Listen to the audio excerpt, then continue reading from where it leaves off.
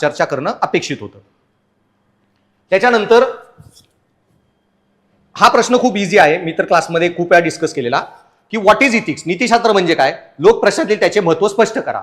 So what is ethics, नीतिशास्त्र म्हणजे काय. So नीतिशास्त्र ही okay philosophy म्हणजे तत्वज्ञानाची एक शाखा आहे जी आपण जीवनात कोणते आदर्श वर्तन केलं पाहिजे, आयुष्यात कोणत्या ध्येय प्राप्त केली पाहिजे याच्या संबंधित आहे, आणि जे माणसाने आयुष्यात कोणत्या गोष्टी केल्याच पाहिजेत ओके हे मार्गदर्शित करते.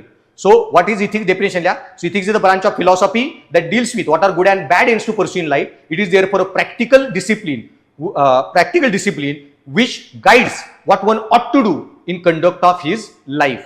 So जॉन डेकची डेफिनेशन आहे नीतिशास्त्राची, ती लिहून टाका डायरेक्ट, आणि लोक प्रशासनात त्याचे महत्व स्पष्ट करा. आता पुढे प्रश्न काय बघा, की लोक प्रशासनात नीतिशास्त्र का महत्वाचं आहे.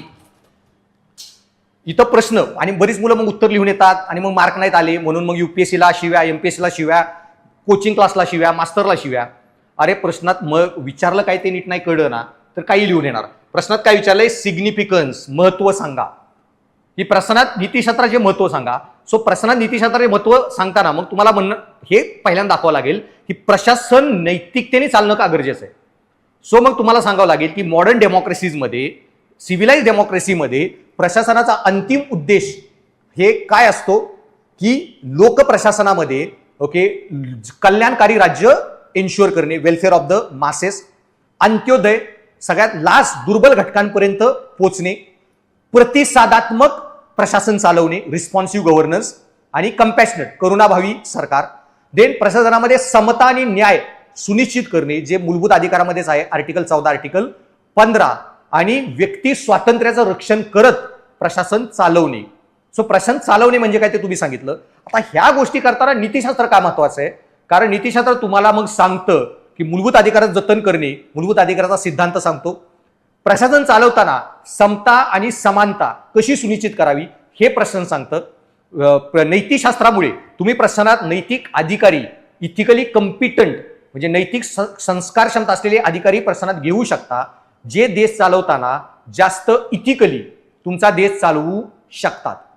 ओके, मग हा देश चालवताना तुम्ही जे पण निर्णय प्रशासनामध्ये घेणार आहात ओके, सो इथिकल कम्पिटंट लोक असतील, तुकाराम मुंडे वगैरे सारखी, ऑटोमॅटिकली ते जे सिस्टीम चालवतील ही नैतिक चालवणार. आणि नीतिशास्त्र तुम्हाला सांगतं कसे कायदे बनवा, कायद्याची अंमलबजावणी कशी करा, आणि कायदा आणि नैतिकता दोन वेगळ्या गोष्टी आहेत. Okay, what is legal is not moral, what is moral is not legal. तर लिगॅलिटी अँड मोरॅलिटी, कायदेशीरता नैतिकता यांचा समन्वय साधणं प्रशासनात खूप गरजेचं असतं. नीतिशास्त्र तुम्हाला हेच शिकवतं. ओके, आणि खाजगी कंपनी चालवण्यापासून प्रशासकीय प्रशासन चालवणं हे का वेगळं असतं आणि ते नीतिशास्त्राने का चालावं. त्यानंतर प्रशासनामध्ये सगळ्यात महत्वाची मूल्य कुठली आहेत, की लोकशाहीची व्याख्या, लोकांनी लोकांसाठी बनवलेलं, by the people, of the people, for the people. आणि हे जर तुम्हाला सुनिश्चित करायचं असेल, of the people, by the people, for the people, तर तुम्हाला काय करायचंय, लोकांचा प्रशासनात सहभाग वाढला पाहिजे, लोकांचा प्रशासनावर विश्वास वाढला पाहिजे, लोकांना प्रशासनातील सचोटी दिसली पाहिजे कारभारात, प्रशासनाची अधिकाऱ्यांची विश्वासार्हता त्यांना जाणून आली पाहिजे, आणि लोकांना प्रशासन हे आपलं वाटलं पाहिजे, जे शिवाजी महाराज म्हणले स्वराज्य लोकांचं राज्य. आणि हे घडवून आणायचं असेल तर प्रशासनात नीतिशास्त्र महत्वाचं आहे. नीतिशास्त्राशिवाय हे करणं शक्य नाही. सो उलटा प्रश्न होता, नीट समजून घ्या, क्रक्स मग ठरतं उत्तर. इथं बरेच मुलं काय लिहितात, प्रशासनामध्ये नीतिशास्त्राने चालवणं म्हणजे प्रशासनात करुणाभाव सुनिश्चित करणे, मग इंटिग्रिटी, प्रोबिटी, ऑब्जेक्टिव्हिटी, अकाउंटेबिलिटी, ट्रान्सपरन्सी. अरे नैतिक प्रशासन म्हणजे काय नाही विचारलं, प्रशासनात नैतिकतेचे महत्व विचारलंय. आणि मग पोरं रडत बसतात, चांगलं मी लिहून आलतो तरी मला मार्क नाहीत आले. त्याच्याने आन्सर रायटिंग का महत्वाचं आहे